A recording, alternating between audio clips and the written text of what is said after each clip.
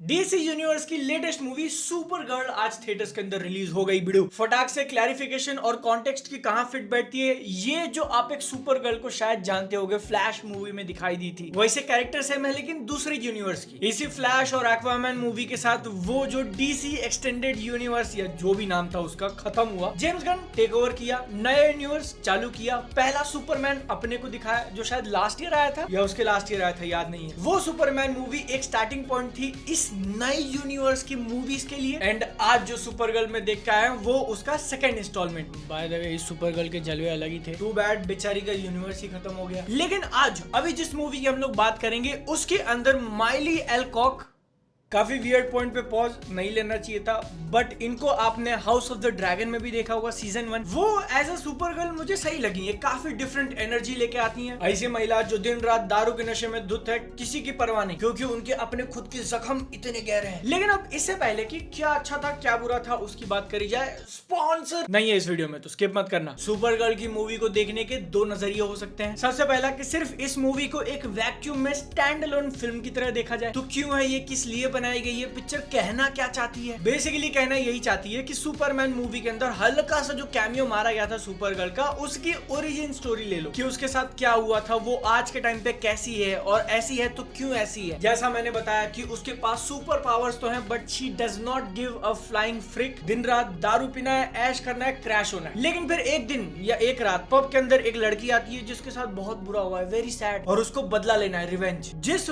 Villain से ये revenge लेना है, साइड कैरेक्टर को, वही विलन मेन कैरेक्टर के कुत्ते को भी मार देता है। मतलब जान से नहीं, पॉइजन। 72 आवर्स हैं, उसका एंटीडोट लेके आओ, कुत्ते को बचाओ। और इसी पूरे सर्कस के बीच में जेसन मामा जी, जेसन मामा जी भी दिख जाते हैं, लोबो का कैरेक्टर प्ले करते हुए, काफी क्रेजी बैस्टर्ड। तो अब जब मैं आपको इसका सिनॉप्सिस बता रहा हूँ, सुनने में इंटरेस्टिंग लग रहा होगा। और मैं भी जब सुपर गर्ल मूवी को देख रहा था ना, तो मुझे रियलाइज हुआ कि इंटरेस्टिंग आइडियाज हैं, एक अच्छी मूवी बना सकते थे, लेकिन इसका स्क्रीन प्ले थोड़ा लेट डाउन कर जाता है, जिसके कारण वो साइड कैरेक्टर वाली एक लड़की है जिसको बदला लेना है, उसका कैरेक्टर काफी बोरिंग फील हुआ, एकदम मोनोटोनस। और पहली आधी मूवी में सुपर गर्ल के साथ जो भी इंटरेक्शन है वो भी उतना इफेक्टिव फील नहीं होता जितना हो सकता था। इंपॉर्टेंट नोट, मैंने इस मूवी को हिंदी डब में देखा है 3D के साथ, तो हो सकता है कि कैरेक्टर के कुछ ट्रेट्स या फिर डायलॉग डिस्कशन के बीच में थोड़ी मीनिंग लॉस्ट हो गई हो, थोड़ा वो मजा, थोड़ा वो मैजिक फीका पड़ गया। और मैं एक अच्छे खासे थिएटर में ही गया था, हमारे यहाँ का मल्टीप्लेक्स है। 3D चश्मा लगाने के बाद काफी डिम लगी पिक्चर, इतना डिम कि कई बार एक्शन सीक्वेंसेस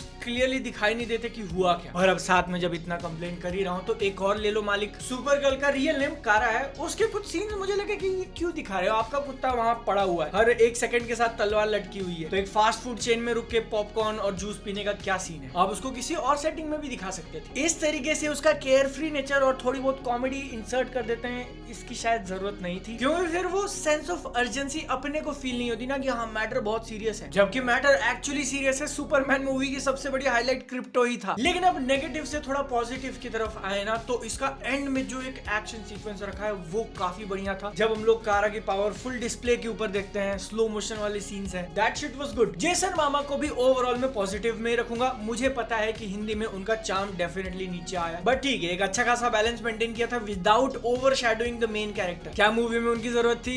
आई थिंक नहीं। क्या एकदम ही फाड़ कम कर दिया कि भाई हाईलाइट बन गया पिक्चर की? आई थिंक नहीं। माइली जी जो सुपर गर्ल का रोल प्ले कर रही हैं, वो एक अच्छी एक्ट्रेस हैं, एंड आई थिंक उनका ये कैरेक्टर काफी लंबा जाएगा अगर ये लेटेस्ट वाला डीसी यूनिवर्स टिका तो। क्रिप्टो बहुत बड़ा प्लस है, सबसे बड़ा प्लस है, जिस सीन में भी होता है ओवरशैडो कर देता है बाकी सबको। थैंक गॉड उसका मालिक जॉन विक नहीं है, वरना बाबा आएगा पूरे गैलेक्सी की चादर मोड़ देता। थोड़ी देर पहले मैंने जो बात कही थी ना कि सुपर गर्ल मूवी को देखने के दो तरीके हैं। पहला वाला हमने डिस्कस कर लिया, एक स्टैंड अलोन पिक्चर। लेकिन फिर जैसे ही दूसरे पर्सपेक्टिव पे शिफ्ट होते हैं कि ओवरऑल सिनेमैटिक यूनिवर्स के अंदर क्या प्लेस है, क्या ये मूवी एज अ होल जरूरी थी? नहीं। 3 रीजन इसको जस्टिफाई करते हैं। सुपरमैन का जो होम प्लेनेट है क्रिप्टन, उसके साथ क्या हुआ था, एक एंगल हमने देखा।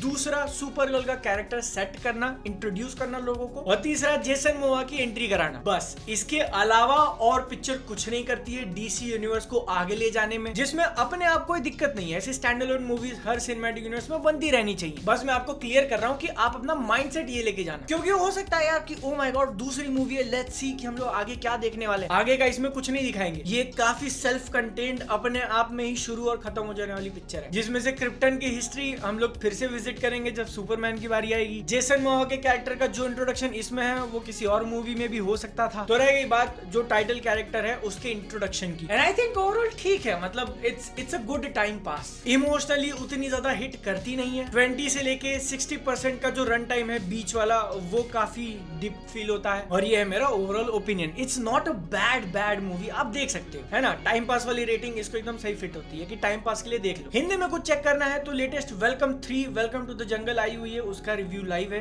क्लिक करो। वीडियो को लाइक कर दिया ना, सेहत का ध्यान रख लिया ना, वरना हम अगली बार कैसे मिलेंगे। टाटा बाय बाय, चाओ।